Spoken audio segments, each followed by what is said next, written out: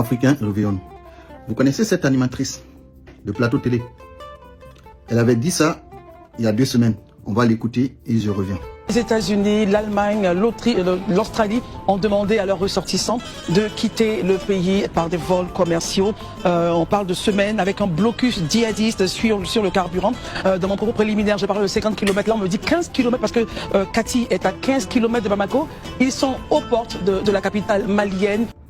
Ce que cette dame vient de faire là, elle fait le relais des médias propagandistes français, comme RFI, France 24 et TV5 Monde.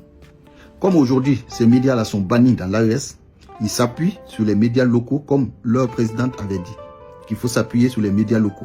C'est ce qu'elle vient de faire. On va regarder une autre vidéo, vous allez comprendre. Oui, Bamako, ville de 3 millions d'habitants, la plus grande du pays, qui se trouve à 3 heures de Paris seulement. Bamako en état de siège, Bamako prise en tenaille par le principal groupe djihadiste au Sahel, le JNIM, le groupe de soutien à l'islam et aux musulmans, une organisation terroriste affiliée à Al-Qaïda. Où se trouvent-ils ces djihadistes? Ici au nord de la ville, ici à l'est et au sud-ouest. Depuis quelques heures, ces forces poussent vers le sud. La pince se referme. Une par une, les djihadistes ont pris le contrôle de toutes les grandes voies qui mènent au nord du pays. Blocus du ravitaillement, en particulier de l'essence. Ainsi, ces files d'attente qui s'étendent sur des kilomètres. Le prix de la farine, du riz, des haricots s'envole. Mais il y a davantage. Les djihadistes contrôlent désormais la plupart des grandes bases militaires. La situation est qualifiée d'urgence absolue. La France, comme les États-Unis, comme l'Italie, presse ses ressortissants à évacuer. Des centaines de personnes prennent la route de la Côte d'Ivoire. Il y a clairement une ambiance de fin de règne. Alors Christelle, ça fait quoi de balancer des fake news venant des médias français, hein? Regardez, LCI, ils sont encore pires que vous.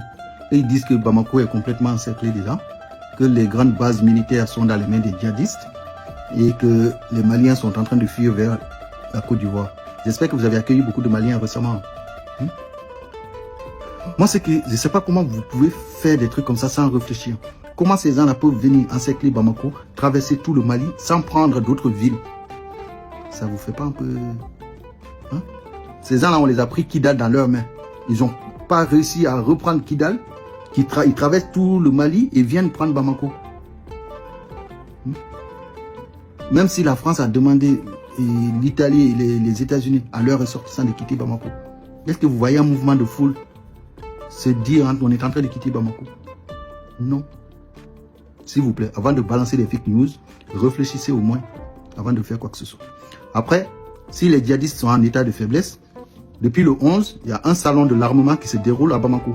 Ils peuvent venir regarder s'ils ont besoin de lance-roquettes, etc., etc. Des mitraillettes, des drones. Ils seront bien servis. Ok, à bon entendeur, salut.